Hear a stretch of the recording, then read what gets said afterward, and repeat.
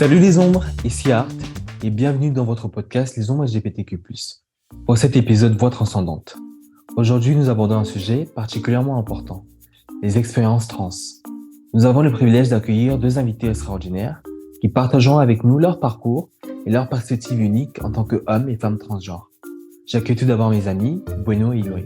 Salut guys, vous allez bien? Salut les ombres, salut Art, salut Bueno. Salut Yuri, salut Art. Avant de plonger dans cette discussion, il est essentiel de reconnaître la complexité et la sensibilité de ce thème. Parler des expériences trans-noires nécessite une approche nuancée et respectueuse, car il s'agit d'une intersection de plusieurs identités vécues qui peuvent être marquées par des défis et des triomphes uniques. En tant que personne cisgenre, j'ai conscience de la responsabilité qui nous incombe à moi et à mes amis de produire un contenu qui reflète fidèlement ces expériences et qui donne une voix authentique à nos invités. Cependant, nous reconnaissons également que nous ne pourrons jamais saisir pleinement la réalité de ces expériences-là, car elles sont ancrées dans des réalités vécues qui nous échappent. Bienvenue Virgule et Marley, leur voix et leur expérience sont essentielles pour éclairer notre discussion. Merci à vous deux d'être ici avec nous aujourd'hui. Merci de m'accueillir. Donc, je m'appelle Virgule, j'ai 33 ans. J'habite à Montpellier. Je suis né au Sénégal. J'ai été adopté également quand j'étais enfant. Et donc, j'ai été éduqué par des Blancs. Mais effectivement, ça n'enlève rien à mon expérience en tant que personne noire quand même. Et voilà, j'ai fait mon coming out trans en 2020, juste après le confinement, quoi. Donc il y a 3 ans et quelques. Salut, je m'appelle Marley, j'ai 24 ans, je suis un homme trans non-binaire et j'ai fait mon coming out pareil aussi à peu près en 2020.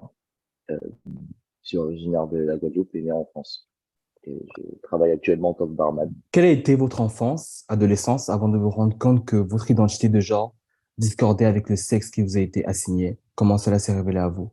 J'ai toujours su que j'étais un homme trans, mais je savais pas vraiment comment l'exprimer. J'ai grandi avec aucun modèle de personne trans et encore moins des modèles de personnes trans noires.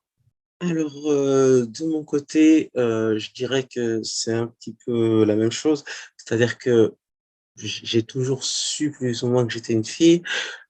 C'est difficile à expliquer. C'est un ressenti où vraiment pendant toute mon enfance et mon adolescence, moi, j'étais toujours intéressé par ce qui se passait du côté des filles, ce qui intéressait les filles, et puis même les fringues de filles, maquillage, les trucs comme ça, enfin bref, voilà, ce qui est considéré comme étant féminin, mais en même temps pas forcément hyper féminin, mais simplement juste, je me ressentais pas dans cette société comme étant à la bonne place en étant un mec, quoi. Et également, en même temps, j'avais aussi cette injonction de la société à être un mec. Et donc, du coup, je faisais semblant d'être un mec et je faisais pas très, très bien semblant. On va dire, c'est un petit peu compliqué parce que j'ai fait pas mal de choses, parce que j'ai 33 ans, donc j'ai eu le temps de faire pas mal de choses. Je suis passé par pas mal d'étapes, notamment, c'est souvent un petit peu le cas chez les personnes trans de passer par l'homosexualité ou la bisexualité, choses comme ça, voilà, en se disant bon je suis juste un mec gay ou un mec bi, etc. Et en fait, se rendre compte plus tard que non, c'est pas juste ça, quoi. Il y a au-delà de ça, il y a une identité propre qui est vraiment, parce que moi j'ai toujours été bi ou pan. Je vais pas rentrer dans le débat maintenant, mais j'ai toujours été bi ou pan, et donc du coup j'ai toujours été attiré par tout le monde, donc par tout le monde, potentiellement par tout le monde. Et du coup, ça rentrait pas vraiment en ligne de compte. Et je me suis dit, mais oui, non, mais c'est bon, en fait, au bout d'un moment, j'aimerais bien, en fait, juste pouvoir être une meuf. Bon, sauf que entre-temps, il s'était passé pas mal de trucs et j'étais rentré dans les ordres. Donc, ça a été un petit peu un changement compliqué. Quelle a été la réaction de votre famille quand ils ont compris que vous étiez différent? D'abord, avec moi-même, ça a été toujours un peu un combat de savoir comment je pouvais vraiment l'exprimer avec moi et moi-même. Et avec ma famille, ça a été aussi la guerre, autant qu'avec moi et moi-même. Et aujourd'hui, j'ai plus vraiment de contact avec tous mes oncles et mes tantes, mais ça se passe très bien, enfin, pour moi en tout cas. C'est arrivé tout d'un coup, en fait. C'est quand je me suis barré de chez les curés que, du coup, j'ai dû annoncer à la fois que j'étais une fille et que j'étais pansexuel, quoi. C'est genre, ça a tout été un truc. Et du coup, ben, le truc, c'est que, encore une fois, j'avais 30 ans. Donc, c'était un petit peu c'est fait, quoi. Bon, ben voilà, à 30 ans, qu'est-ce que tu veux faire? Ah, bah, voilà, ils étaient plus embêtés par le fait que j'avais quitté une carrière où j'avais la sécurité de l'emploi, dirons-nous, et et où j'étais plus ou moins tranquille, nourri, logé, tout ça, voilà. Euh, que le fait que je sois trans, ou que je sois pansexuel, tu vois. C'était plus genre, ah ouais, mais alors du coup, tu vas galérer, qu'est-ce que tu vas faire de ta vie, tout ça. C'était plus ça, quoi. Mais voilà. Alors, à partir de quel moment vous vous êtes rendu compte que votre identité de genre ne correspondait pas au sexe auquel vous avez été assigné à la naissance? Ben, en gros, le truc, c'est qu'il y avait le confinement. Et le confinement, ça fait que ben, quand tu travailles dans l'église, ça fait que tu fous rien parce qu'il n'y a personne. Et que du coup, alors oui, on faisait des cérémonies, etc. Parce que bah, il faut quand même faire les cérémonies. Quoi. C'est sûr qu'on va quand même fêter Pâques, on va quand même fêter les trucs, tu vois. C'est normal.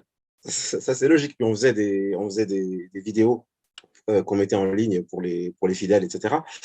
Pendant ce temps-là, bah, tu as beaucoup de temps en fait pour toi, pour réfléchir. Et aussi, ben, j'étais là, j'étais sur des groupes Facebook ou sur des machins ou des trucs, ou des forums ou des, je sais pas quoi, enfin bref, des gens, des communautés, quoi, sur plein d'autres sujets. Mais le truc, c'est que c'est à ce moment-là où je me suis vraiment retrouvé par des concours de circonstances à voir des personnes trans et ou non binaires qui vivent leur vie, en fait, tout simplement. Et voilà, et qui ont l'air de personnes tout à fait normales. Parce qu'en fait, euh, dans ma façon de voir les choses jusque-là, j'avais quasiment aucune représentation de femmes trans autre que travailleuses du sexe, quoi, en gros, pour faire simple. Hein. Et du coup, j'étais un peu dans l'idée, genre, ouais, non, mais enfin, je sais qu'au fond de ma tête, il y a un petit peu cette idée de peut-être vouloir transitionner, être une meuf, etc. Voilà. Mais c'est pas pour moi, je vais jamais faire ça, quoi. J'ai fait le constat sur moi-même que d'une, j'étais une femme et que je pouvais l'être, en fait, que c'était possible. Et deuxièmement, que c'était pas bien de rester dans l'église parce que je serais un mauvais prêtre, en fait. Et du coup, c'est ça qui m'a décidé en même temps à dire, ouais, allez, c'est bon, on y va, on fait ça. Je ne serai pas cardinal, mais on y va.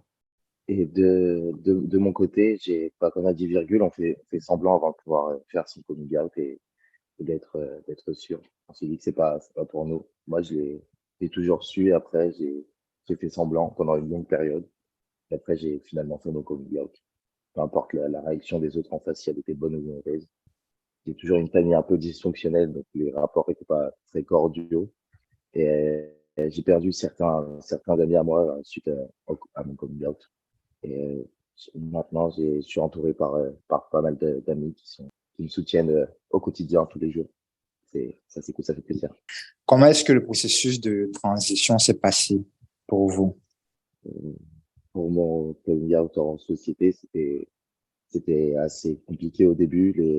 Les gens n'ont pas totalement compris au début. Après, j'ai pas voulu passer par un psychologue ou un psychiatre pour pouvoir prendre les hormones, commencer les hormones. C'était obligatoire quand j'ai commencé. J'ai vu un médecin généraliste après qui m'a donné de la testostérone pour commencer. Et, et il y a un an, j'ai fait ma torsoplastie.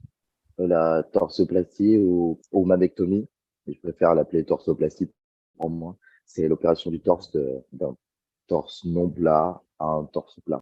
Il y a deux façons aussi d'être opéré, c'est en double incision, donc autour des tétons et en dessous de la poitrine. Et en périaréolaire, c'est juste autour des tétons. J'ai eu un peu de temps pour m'y faire. Ça a pris presque un an et demi, parce que j'ai dû récolter les fonds par une cagnotte. Et une fois que j'avais tous les fonds, j'avais déjà commencé à faire des rendez-vous à l'hôpital avec le chirurgien. Sa secrétaire m'a dit qu'on pouvait, une fois que je lui ai viré les fonds, elle m'a dit qu'on pouvait opérer la semaine d'après. Ça m'a stressé. Du coup, j'ai demandé la semaine encore après. Et après, j'ai fait l'opération. Et en me réveillant, j'ai demandé juste est-ce que c'était fait, c'était bon. Après, j'étais super content. Ça aurait pu être pris en charge par l'ALD, c'est l'affectation longue durée. C'est ce qu'on a quand on a soit une maladie sur le long terme, soit quand on entame une transition médicale. Mais enfin, je sais que c'est beaucoup plus long l'attente quand on passe en public, donc pris en charge par l'ALD, que en privé quand on me donne de l'argent. Et je devais partir en vacances pas longtemps après, et je voulais absolument faire cette opération pour me sentir bien. J'étais une semaine en soutane et la semaine d'après, je commençais à récupérer des fringues de meuf. Hein. Enfin, c'est allé très très vite pour ça. Au niveau donc de la transition sociale, psychologiquement, j'étais déjà full meuf dans ma tête tout de suite. C'est-à-dire que ça s'est vraiment passé directement. J'ai fait genre, c'est bon, allez, je suis une meuf, et voilà, et je fais des trucs de meuf, etc.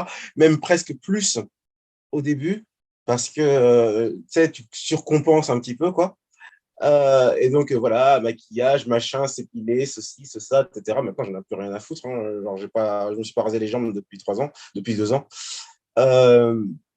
Et puis, niveau de la transition médicale, dirons-nous, au début, je suis allé voir un psy, moi, mais parce que c'était un psy que je savais très favorable et qui, du coup, m'a fait une attestation très rapidement au bout de 3 rendez-vous. Et puis voilà, comme ça, au moins, c'était réglé.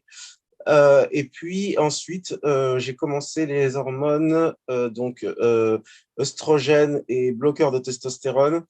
Il y a quoi? Bah, ça va bientôt faire 2 ans. Ouais, c'est ça, oui. En août, ça fera 2 ans. Au niveau des opérations à proprement parler, je ne sais pas exactement ce que je compte faire. Là, pour l'instant, mes, mes boobs, ils poussent plutôt pas trop mal. Voilà, ça se passe plutôt pas trop mal de ce côté-là. Mais effectivement, probablement, à un moment donné, je vais peut-être faire une opération d'augmentation mammaire, peut-être. Et pour ce qui est de ce que toutes les personnes cis sont obsédées sur est-ce que tu vas faire l'opération. Quand ils disent l'opération, tu sais très bien de laquelle ils parlent. C'est est-ce que tu vas te faire retirer le service 3 pièces.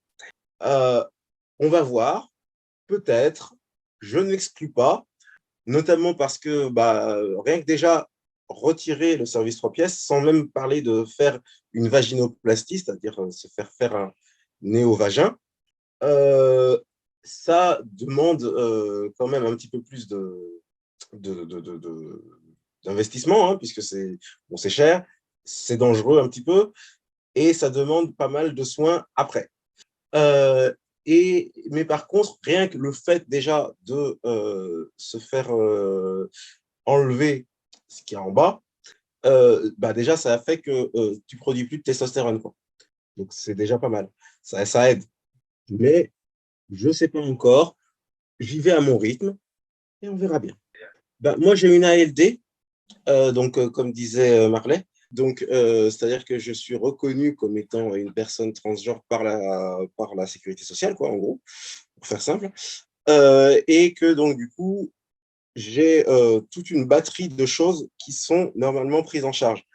Effectivement, comme disait Marley aussi, c'est pour ce qui est effectivement du suivi psychologique ou des hormones, etc., ça ne pose aucun problème.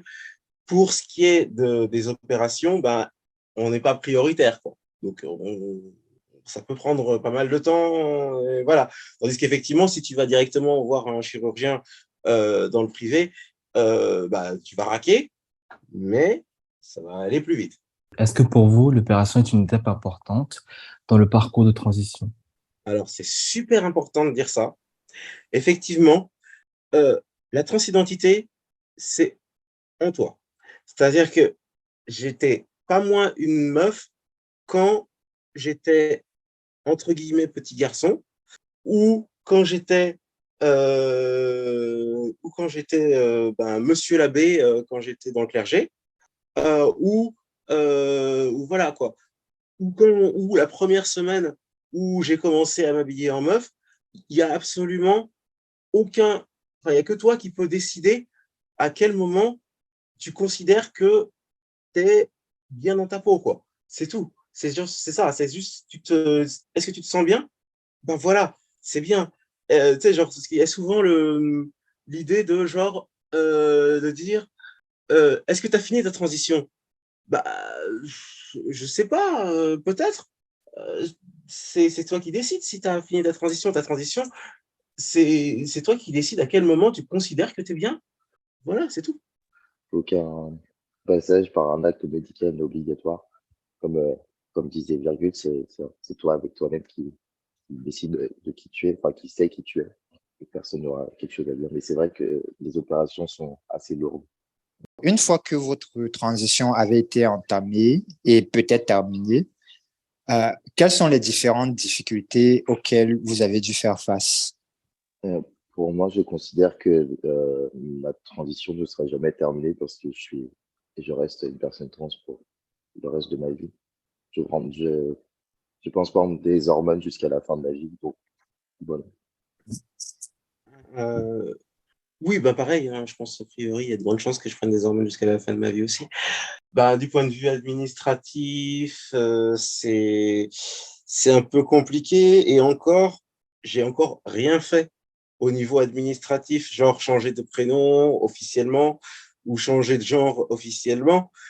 Mais je sais que c'est un calvaire, quoi. C'est une horreur parce que bah, c'est long et c'est chiant. C'est compliqué. Et après, une fois même que tu as fait ces démarches-là, il faut que tu fasses des démarches auprès de tous les gens qui ont ton identité. C'est-à-dire, ça peut être, je ne sais pas moi, la Sécu, les assurances, je ne sais pas, même la carte de tram, on n'en sait rien, quoi. Enfin, à chaque fois, c'est pas juste ah bah c'est cool, maintenant sur ma carte d'identité, c'est marqué mon vrai nom et c'est marqué que je suis une meuf. Très bien. Maintenant, il va falloir le prouver à toutes les autres administrations. Je dirais que les membres de ma famille, c'est allé pas trop mal. C'était plus, comme je dis, c'est plus le fait que je sois parti du clergé qui a été un problème. Mais le côté transidentité, c'est allé assez vite. C'est simplement que, bon, bah, après, ils faisaient pas forcément des très grands efforts. Je parle de mes parents en particulier pas forcément de très grands efforts pour me genrer correctement ou pour m'appeler virgule, etc. Ça, c'était un petit peu plus, ça a mis du temps. Maintenant, ça commence à être pas trop mal. Et par contre, je tiens à dire, parce que souvent, c'est un truc que les gens disent parfois sur la transidentité et sur les questions générationnelles, que ben en fait, souvent les personnes plus âgées, ça passe mieux que tes propres parents. Tu vois, c'est genre tes grands-parents, ça peut passer mieux que tes propres parents. De mon côté, j'ai vécu dans une famille où je grandissais qu'avec mon père et ma petite sœur. Il a toujours dit qu'il a élevé que deux filles, il aura toujours deux filles. Et juste après ça, il a déménagé et je lui ai dit que bah, maintenant qu'il y a la distance et que tu m'appelles Marley ou tu m'appelles pas du tout. Et je pense qu'il a eu peur de perdre son enfant. Et donc, il a fait l'effort de m'appeler correctement, de me genrer correctement. Puis, c'est passé comme ça. Alors, très souvent, beaucoup font la confusion entre identité de genre et identité sexuelle. Est-ce que vous pouvez leur expliquer concrètement c'est quoi la différence entre les deux?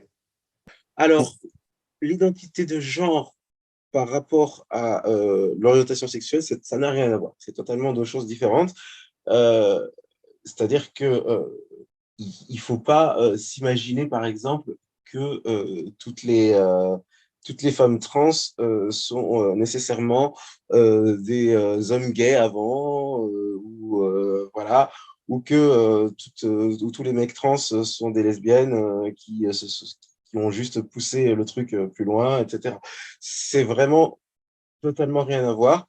Au niveau du genre lui-même, bah, c'est en fait, c'est simplement que tu as la sensation que tu pourras jamais être toi-même heureuse dans le rôle qui t'a été assigné dans ce monde, en fait, dans cette société. C'est-à-dire que ce sera jamais toi, tu vas toujours devoir faire semblant. Et donc, c'est pour ça, au moment donné, tu dis merde, je vais juste être moi-même. Et si moi-même, c'est un jour de porter un jean basket et l'autre jour de porter un super rod avec des talons, voilà, quoi, ça c'est moi. Et, et ça, encore une fois, c'est pas uniquement une question d'esthétique ou de corps, c'est une question profondément de qui tu es et de comment tu te sens. C'est-à-dire que, par exemple, on parle souvent du sujet de la dysphorie de genre. C'est pas obligé d'avoir de la dysphorie de genre pour être considéré comme transgenre. C'est-à-dire que c'est pas la dysphorie de genre, c'est le fait de ne pas être en accord avec ton corps. Hein, donc, de considérer que ton corps, il est dégueulasse parce que tu as un pénis si tu es une meuf trans, ou etc., des choses comme ça. En fait, tu n'es pas obligé d'avoir de la dysphorie de genre. Tu peux juste vouloir être et vivre en tant que femme sans nécessairement détester ton corps. C'est, oui, comme disait Virgule, chaque dysphorie est différente. Et après, j'ai l'impression qu'une fois que les gens comprennent qui on est réellement après le coming out, qu'ils attendent quand même quelque chose, même que la société attend qu'on soit comme ça de telle manière parce qu'on a fait le coming out. C'est pour réussir à se détacher des codes de société pour pouvoir aussi avancer et ensuite que les autres le comprennent également. À partir du moment où vous avez décidé de faire votre coming out, de vous assumer auprès de votre famille, votre entourage, quelles ont été les difficultés auxquelles vous avez dû faire face dans ce même cercle? J'ai l'impression que les choses ont évolué et elles évoluent vraiment très lentement. C'est compliqué de parler avec certaines personnes du sujet de la transidentité, enfin, je pense. Oui, alors effectivement, oui, non, ça très, très bien de le rappeler, parce que c'est vrai que j'ai beaucoup d'amis femmes trans lesbiennes qui, du coup, enfin, dire devant la société, enfin, pour les gens qui comprennent rien à la transidentité, les voient comme, en gros, des hommes déguisés en femmes, quoi, euh, qui, du coup, bah, aiment les femmes, quoi. Et du coup, genre, parce que le problème, c'est que ça leur pète le cerveau à ces gens-là. Hein. Parce que, non, mais si tu veux t'habiller en femme, c'est parce que t'es pédé. C'est tout, quoi. Forcément, t'es pédé. Et genre, bah, alors, en l'occurrence, je suis Gwyn, parce que je sors avec des filles et que je suis une femme. Euh, mais du coup, dans ta façon de voir les choses, ben non, j'ai juste toujours aimé les femmes et c'est tout, quoi. Et voilà, et ça changeait rien à ça. Voilà. Deuxièmement, par rapport à ce qu'on disait sur l'acceptation de la société, etc. En fait, je dirais que il y a un truc, il y a une mauvaise compréhension qui est faite par les gens qui n'y connaissent pas grand-chose. Je parle pas des gens qui sont hostiles, hein, je parle vraiment des gens de Monsieur Tout le Monde, tout ça, qui a juste vu un article dans Le Monde ou un reportage sur TF1, tu vois.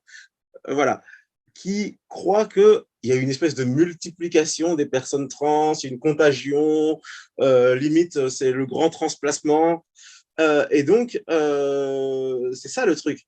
C'est que de plus en plus de gens, et notamment de jeunes, qui ressentent ça fondamentalement dans leur identité et qui l'ont toujours ressenti, ça, c'est pas la question, mais qui se rendent compte qu'en fait, c'est possible de vivre et même de vivre normalement. Pas forcément au banc de la société, pas forcément dans la précarité, la prostitution ou quoi que ce soit, tu vois. Et te dire genre, ah, en fait, je peux, une personne transgenre dans ce monde, en fait. C'est possible. Et voilà. Et pour finir, je dirais, un truc qui est assez intéressant, c'est que on dit, ouais, il y a de plus en plus de personnes transgenres de partout. Mais en même temps, il y a de plus en plus d'acceptation. C'est un couteau à double tranchant. C'est-à-dire que, à la fois, effectivement, il y a plus de visibilité, mais du coup, il y a effectivement plus d'acceptation par le commun des mortels. Les gens sont de plus en plus habitués à voir des personnes transgenres à la télé, au cinéma, même dans la vie de manière générale, puisque voilà, il y en a de plus en plus qui sortent en Pride, etc. Aussi, qui sortent de manière générale, en fait.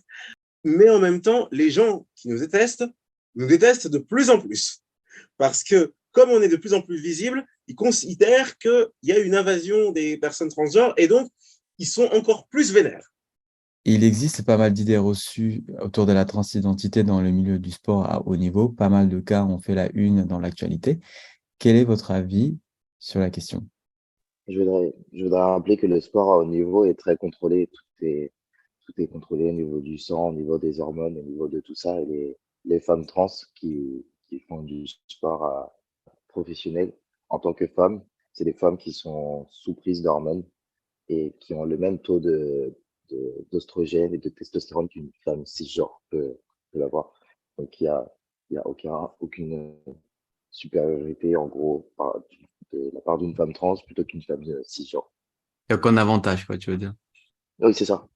Ah oui, non, mais moi je peux confirmer, hein, depuis que je suis sous oestrogène, j'aime autant vous dire que je ne sais plus ouvrir un bocal de cornichons. Je dirais que en fait, le truc, c'est que c'est fondé dans de la misogynie, en fait. C'est-à-dire que c'est fondé sur le fait que non, de toute façon, les femmes, elles sont moins fortes que les hommes, et c'est tout. Donc, si tu débarques avec un corps qui est né mâle, entre guillemets, eh ben, tu es forcément plus fort qu'une meuf qui est née femme, quoi. Donc, c'est tout. Il n'y a pas de, il y a pas de, il y a pas de truc, parce qu'en fait, ça réinstaure toujours l'idée que, en gros, la femme à la cuisine, si elle veut faire du sport, c'est avec ses copines, et c'est tout. Et en fait, il y a pas, il y a cette idée que nécessairement la femme est faible. Et du coup, y a-t-il une différence entre un homme trans et une femme trans vis-à-vis de l'exposition à la violence? Je pense que les femmes trans vivent plus de transphobie dans la société. C'est encore plus compliqué d'évoluer par rapport à un homme trans. Tout ce qui est masculin est plus accepté dans la société que ce qui va être féminin. Ben, en fait, je dirais, déjà, il y a deux choses. Déjà, c'est plus, avec les hormones et compagnie, c'est plus facile d'avoir un passing. Alors, passing, ça veut dire le fait d'être perçu comme le genre qu'on veut être perçu. Donc, c'est plus facile d'avoir un passing féminin, un passing masculin en tant que mec trans que d'avoir un passing féminin en tant que femme trans. C'est plus facile parce que bah, les hormones masculines, donc la testostérone va faire que tu vas avoir de la barbe qui va arriver, plus de masse musculaire éventuellement, la voix qui va tomber, etc. Donc voilà. Et donc, bon, bah, il peut être éventuellement une ambiguïté, les gens, dans le regard des gens, mais généralement, ils vont se dire juste, ah bah, c'est un petit mec pas très viril, éventuellement, si c'est pas trop, si c'est pas encore, si t'es pas encore à la grosse beubare, tout ça, voilà, on va se dire, c'est juste un petit mec pas très viril. Tandis que, généralement, quand tu es une meuf trans,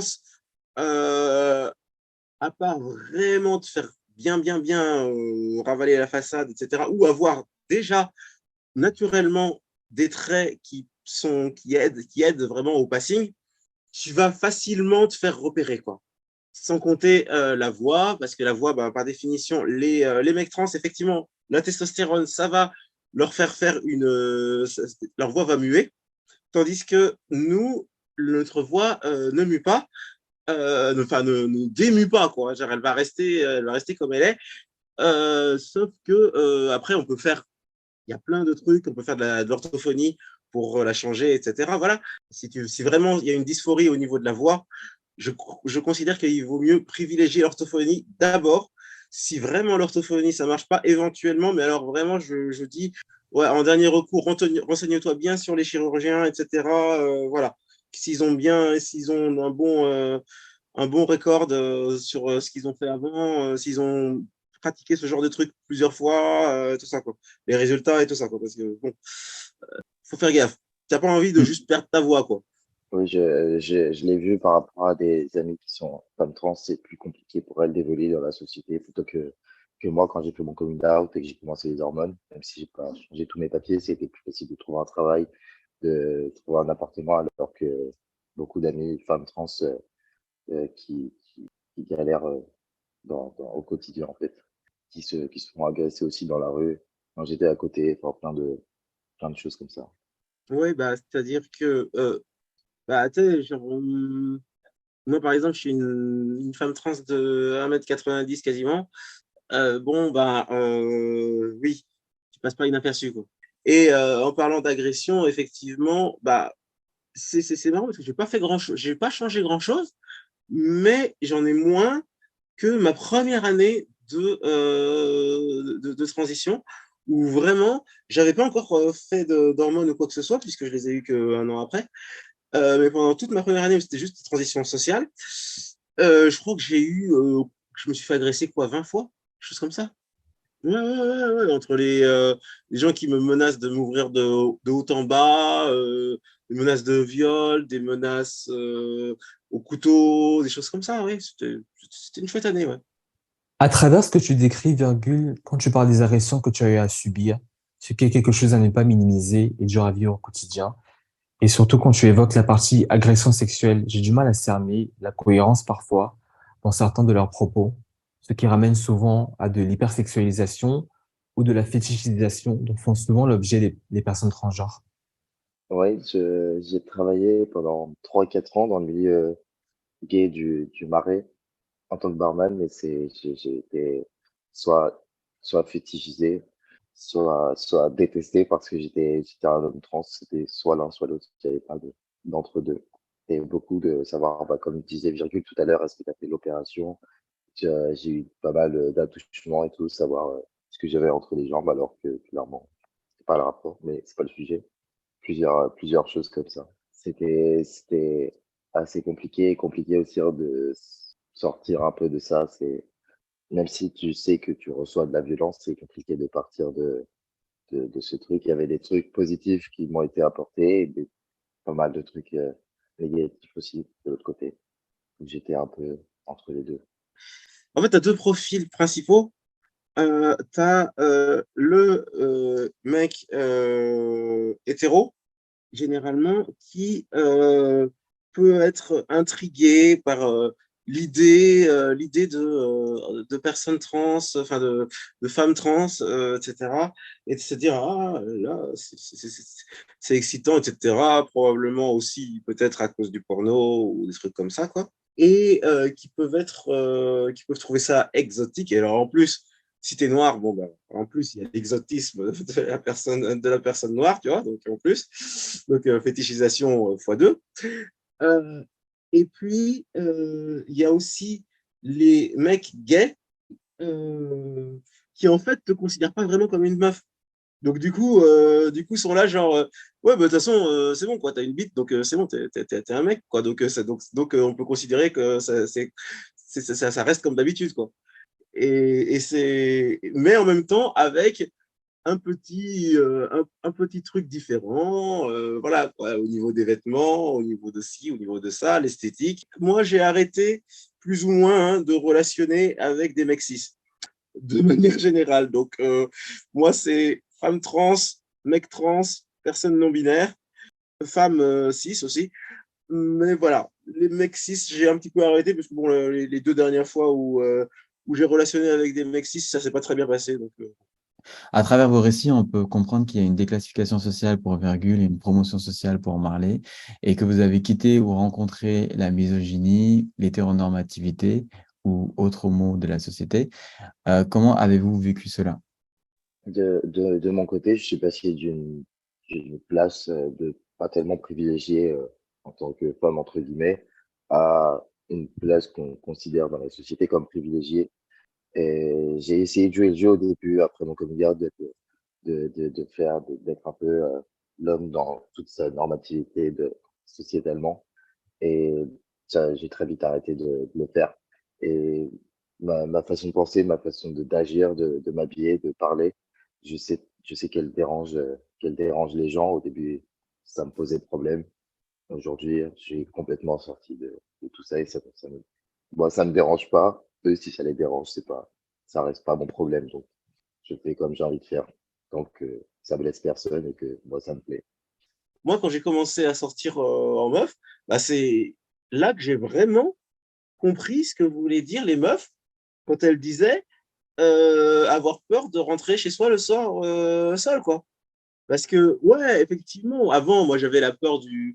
Je pouvais avoir peur de rentrer chez moi en passant dans des quartiers qui craignent ou quoi que ce soit, etc. En mode, genre, bon, bah, la peur de bourgeois de se faire voler son portefeuille, quoi. C'est à peu près ça, quoi. Mais pas la même peur que la peur de meuf, quoi. La peur de. Tu rentres chez toi et tu sais pas ce qui va t'arriver, etc. Et où tu commences à avoir des réflexes que tu n'avais jamais avant. De genre, ah, attends, il est quelle heure? Ok, je vais passer par où? Prévoir exactement. Ok, ça va me prendre combien de temps? À quelle heure je vais passer à tel endroit? Ok, attends, je vais peut-être faire un détour parce que là, ça craint peut-être. Et ça, c'est des trucs que j'avais jamais connus avant, quoi. J'ai fait un crash course de féminisme en 2 secondes, quoi. Genre en 2 semaines, c'est bon, c'était réglé cette affaire, hein. J'avais ma bombe de poivre dans le sac. Est-ce que vous pensez que c'est encore plus difficile en tant qu'afrodescendant? C'est un sujet qui est assez douloureux parce que effectivement, euh, ben, c'est pas forcément dans les frères et sœurs de couleur qu'on va trouver les meilleurs alliés, quoi. C'est-à-dire que honnêtement, il y a un petit peu deux écoles. C'est ceux et celles qui vont considérer que on est des démons et des abominations, etc., et qui généralement vont être vraiment hostiles et qui vont dire que de toute façon, on a attrapé la maladie des Blancs. Hein. Voilà, parce que bien évidemment, l'homosexualité, la transidentité, tous les trucs voilà, tous les trucs de la mafia de l'alphabet, là, c'est des maladies de blanc. Donc ça, voilà. Et tu vas avoir aussi toute la team je vais te harceler avec Jésus. Il y a une incompréhension qui est vachement plus répandue parce qu'il y a beaucoup moins de visibilité, en fait, tout simplement. Et que, en fait, comme justement aussi, il n'y a pas assez de personnes trans noires qui sont mises en valeur, bah justement, ça propage cette idée que c'est un truc de blanc. Je dirais que oui, clairement. Pour mon exemple, j'ai grandi seulement dans une famille, dans ma famille antillaise. Je suis métissé Guadeloupe et France. Je connais pas le côté blanc de ma famille et j'ai l'impression oui, que l'information n'est pas transmise aux personnes racisées, aux personnes noires, surtout les personnes antillaises non plus. Et j'avais l'impression qu'ils avaient 20 ans de retard sur la question de, de, de la société. Ça n'existait pas, que, comme disait Virgule, que c'était un truc de blanc. Mais pas du tout, en fait. Et j'ai l'impression que les choses commencent à évoluer pour tous les genres, que les personnes commencent de plus en plus à s'exprimer, à faire de la visibilité, même si ça peut être dangereux. Après, ça peut exposer. mais que ça fait du bien, ça aide d'autres personnes et qu'on commence à reprendre un peu de force. Si aujourd'hui, on a quelqu'un qui nous écoute, qui est par exemple dans le même cas que vous, ou qui se recherche encore dans sa recherche de soi ou sa recherche d'identité de genre, quel message pourriez-vous lui passer aujourd'hui? Je dirais qu'il faut prendre le temps de bien penser à tout, que nous aussi, ça peut être compliqué de se outer, le coming out aussi n'est pas obligatoire, que ça ira, et puis que si à un moment tu te out d'une certaine manière, toute évolution est possible.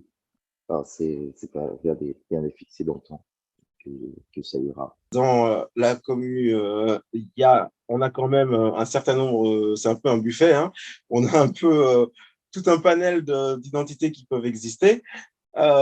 Eh ben, c'est pas grave, tu te dis, bon ben voilà, par exemple, tu es là, genre, ouais, je pense que je suis non-binaire. Eh ben, ok, tu te définis comme non-binaire, tu dis aux gens que tu es non-binaire si tu as envie, évidemment. Et du moment que toi-même, tu sens que tu en as besoin de le révéler, tu le révèles.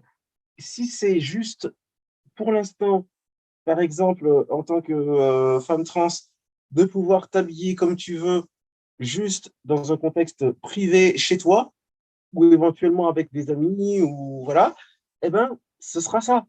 Et peut-être que ce sera ça pendant des années, au moment où tu auras la confiance en toi nécessaire pour le montrer au monde. Ou peut-être pas.